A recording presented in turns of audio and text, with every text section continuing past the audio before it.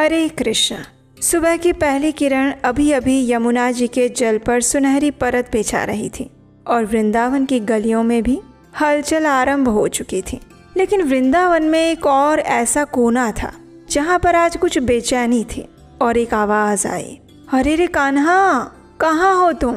सुबह से ढूंढ रहा हूँ, कहीं नजर ही नहीं आ रहे। इस आवाज में घबराहट थी। भागते हुए वो श्रीदामा के पास पहुंचा। श्रीदामा को देखकर पूछने लगा, अरे ओ श्रीदामा, तूने आज अपने कन्हैया को देखा है क्या? कहीं फिर से कोई असुर? वाक्य अभी पूरा नहीं हुआ था कि उसका हृदय कांप उठा। हे नारायण, मेरे कान्हा की रक्षा करना। गली गली कुंज कुंज पुकारता हुआ वो वृंदावन में चारों तरफ घूम रहा था। कान्हा, ओ कान्हा, कहाँ चले गए? आज तुम मुझे दिखाई क्यों नहीं दे रहे हो? वो नन्हा सा ग्वाल बाल था जो अपने प्रिय मित्र कृष्ण को ढूंढ रहा था। लेकिन आखिर कौन था ये बालक और आज कृष्ण उससे दूर क्यों चले गए थे? वो इतना व्यथित होकर क्यों कान्हा को ढूंढ रहा था? इन सभी प्रश्नों के उत्तर है हमारी आज की जन्माष्टमी कथा में। तो चलिए, आने वाली इस जन्माष्टमी के उपलक्ष्य पर हम भगवान श्री कृष्ण की एक और सुंदर कथा का आस्वादन करते हैं। आइए आज की जन्माष्टमी कथा आरंभ करते हैं। जितने मनमोहक कृष्ण हैं उतने ही रोचक उनके सारे सखा। पूरा दिन कृष्ण के साथ खेलना, खाना पीना और शरारतें करना और रात को नींद में भी कान्हा को ही याद करना, बस यही है उनके जीवन के सबसे महत्वपूर्ण कार्य। अब देखिए, भगवान के ये सभी सखाओं में एक सखा थे और उनका नाम था भद्रा। वो कृष्ण के साथ परछाई बनकर रहता। जहाँ भी कृष्ण जाते वहाँ वे चलते। यहाँ तक कि रात को भी वो अपने घर जाने में कई बार आनाकानी करता।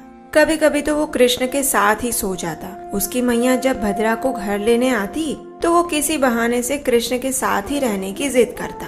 अब एक दिन क्या हुआ कि प्रातः काल में सारे ग्वाल बाल अपनी अपनी गायों को लेकर बाहर आ गए और निकल पड़े गैया चराने के लिए गोवर्धन की ओर। लेकिन आज भद्रा ने देखा तो कृष्ण कहीं दिख नहीं रहे थे उसे। उसने श्रीदामा से पूछा, अरे ओ श्रीदामा, क्या तूने कन्हैया को देखा? आज सुबह से मैं उसे ढूंढ रहा हूँ लेकिन मुझे मिल ही नहीं रहा। पता नहीं कहाँ चला गया है। कहीं ऐसा ना हो फिर से कोई असुर आ गया हो और उसके प्राण संकट में हो। मुझे तो बड़ा भय लग रहा है। चलो ना श्रीदामा, मेरी सहायता करो। क्या कर रहे हो तुम? आ जाओ, कृष्ण को ढूंढने में मेरी सहायता करो। जब श्रीदामा ने भद्रा के मुख से ये सुना तो उसे हंसी आने लगी। वो जोर जोर से हंसते हुए कहने लगा, अरे भद्रा, तू आज पागल हो गया है क्या? सुबह सुबह क्या हो गया है तुझे? ऐसा कर, आजा, इस पेड़ के नीचे बैठकर थोड़ा विश्राम कर ले। लगता है तुझे थकान लगी है। आजा इधर, चला। श्रीदामा के ये वचन सुनकर भद्रा को आश्चर्य हुआ। उसने सोचा कि मेरा कन्हैया मिल नहीं रहा है और इसको मजाक सूझ रहा है। मुझे बोलता है विश्राम करने को, लेकिन उसको कान्हा की कोई परवाह नहीं है।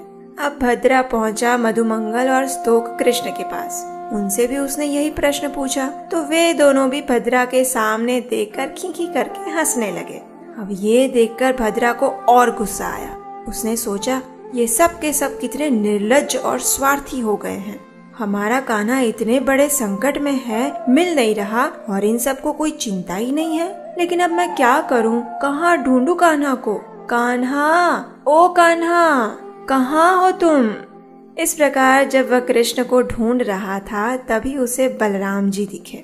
उसने सोचा, हाँ, दाऊ जी से ही पूछता हूँ, वे कभी मेरा मजाक नहीं उड़ाएंगे और जो भी सत्य होगा वो मुझे सही सही बता देंगे। और क्या पता, उनको शायद पता भी हो कि कान्हा कहाँ है। ये सोचकर भद्रा पहुंच गया दाऊ जी बलराम के पास। भद्रा ने कहा, दाऊ जी, आज भोर से मैं कान्हा को ढूंढ रहा हूँ लेकिन मिल ही नहीं रहे। क्या आपने देखा है कन्हैया को? बताओ ना दाऊ जी, कहाँ है कान्हा? भद्रा की बात सुनकर पहले तो बलराम जी मुस्कुराए, फिर उन्होंने भद्रा को सिर्फ एक बात कही। उन्होंने कहा, अरे भद्रा, कान्हा तुमसे दूर कैसे जा सकता है? जरा सोचो। जब भद्रा ने ये सुना तो फिर अचानक उसके मन में एक विचार आया और उसी क्षण उसने पीछे मुड़कर देखा तो वहाँ कृष्ण खड़े खड़े हंस रहे थे, जोर जोर से, पेट पकड़कर। वास्तव में आज पूरा दिन कृष्ण भद्रा के बिल्कुल पीछे थे।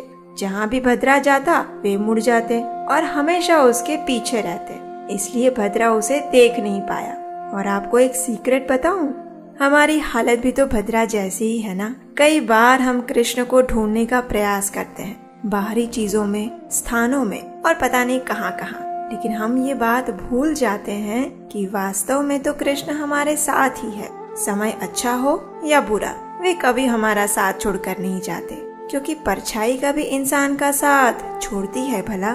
तो बस वे परछाई ही है। हो सकता है हम उन्हें देख ना पाए, लेकिन अगर हमें उन पर श्रद्धा है तो वे सदैव हमारे साथ रहते हैं, हमारे परम हितैषी मित्र बनकर। चलिए इसी भद्रा की एक और कथा आपको सुनाते हैं। एक दिन कृष्ण और सभी ग्वाल बाल भिन्न भिन्न खेल में व्यस्त थे। सबको बड़ा आनंद आ रहा था। उतनी देर में भद्रा कृष्ण के पास पहुंच गया और उसने कृष्ण से कहा, कान्हा चलो चलो, अब ये खेल समाप्त करो। अब तुम्हें भूख लगी है, चलो जल्दी से आ जाओ और कुछ भोजन कर लो। ये देखो मैया यशोदा ने आज हम सब के लिए कितने स्वादिष्ट व्यंजन भेजे हैं, आ जाओ चलो। लेकिन ये तो कृष्ण है, किसी के आदेश का पालन ऐसे ही थोड़ी ना कर लेंगे। तो बस वे अपना खेल खेलते रहे। भद्रा ने अनेक बार उन्हें बुलाया, लेकिन कन्हैया आ ही नहीं रहा था। आखिर थक हार कर भद्रा को गुस्सा आ गया और कृष्ण से नाराज होकर वो एक गुफा में जाकर बैठ गया। जब कृष्ण और बाकी सखाओं ने देखा तो उन्हें लगा कि ये ऐसे ही थोड़ी देर नाराज है, कुछ समय बाद आ जाएगा वापस। लेकिन काफी समय हो गया, भद्रा आया नहीं। इसलिए कृष्ण ने कहा, कोई बात नहीं, मैं उसे मनाने के लिए जाता हूँ। अब देखिए, कृष्ण इतने सीधे साधे तो है नहीं कि वो चुपचाप जाएं और उसको मनाकर वापस ले आए। वो है जलेबी जैसे, हर बात में कोई ना कोई शरारत उन्हें हमेशा सूझती रहती है। तो बस इस बार भी कृष्ण ने सोचा कि अच्छा अवसर है, मैं उसे मनाऊंगा तो सही, लेकिन पहले उसे डराऊंगा। ये सोचकर कृष्ण ने एक बड़े से शेर को बुलाया। वो शेर इतना बड़ा था कि उसे देखकर कोई भी डर जाएगा। उसके बाद कृष्ण ने स्वयं को भी शेर के रूप में परिवर्तित कर दिया। अब जिस गुफा में भद्रा नाराज होकर बैठा हुआ था, उसी गुफा में शेर बने हुए कृष्ण ने प्रवेश किया। अंदर जाकर उसने भद्रा के सामने जोर से दहाड़ लगाई और जानते हो क्या हुआ?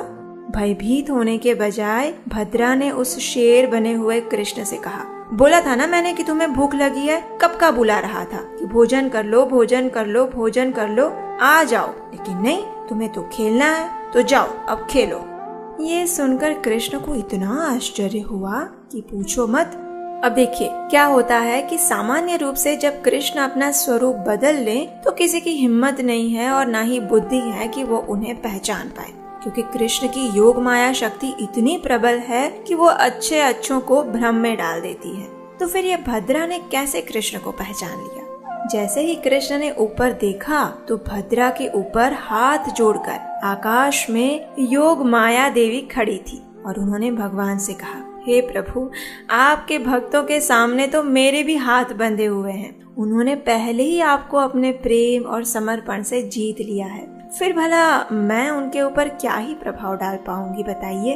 और फिर कृष्ण समझ गए कि सच में उनसे अधिक शक्तिशाली उनके भक्त हैं। और फिर जानते हैं क्या हुआ? उतनी देर में वो असली वाला शेर भी गुफा में आ गया, भयंकर वाला शेर, और भद्रा ने उसे भी अपने पास बुलाकर बिठा लिया और उसे भी कृष्ण का प्रसाद खिलाया। और वो प्रसाद खाकर अब शेर भी आनंद में आकर नृत्य करने लगा। तो ऐसी ऐसी अद्भुत और रोचक लीलाएं होती रहती है वृंदावन में।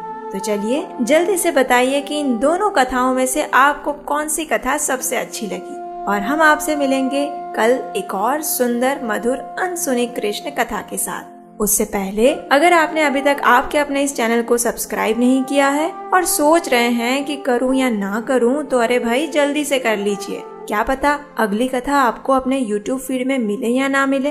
तो जाने से पहले आपके अपने इस चैनल को सब्सक्राइब करिए और इस कथा को अपने सभी मित्रों को भेज दीजिए और बच्चों को भी सुनाइए। अगर इन कथाओं को बनाने में आप हमारी सहायता करना चाहते हैं तो स्क्रीन पर दिए गए नंबर पर आप हमें अपना आर्थिक योगदान भेज सकते हैं। और तब तक के लिए यशोदा नंदन श्री कृष्ण को अपने मन, हृदय और चित्त में सदैव धारण करके रखिए, क्योंकि वे चंचल हैं और कभी भी भाग सकते हैं। तो जरा ध्यान से उन्हें पकड़ कर रखिए। हरे कृष्णा।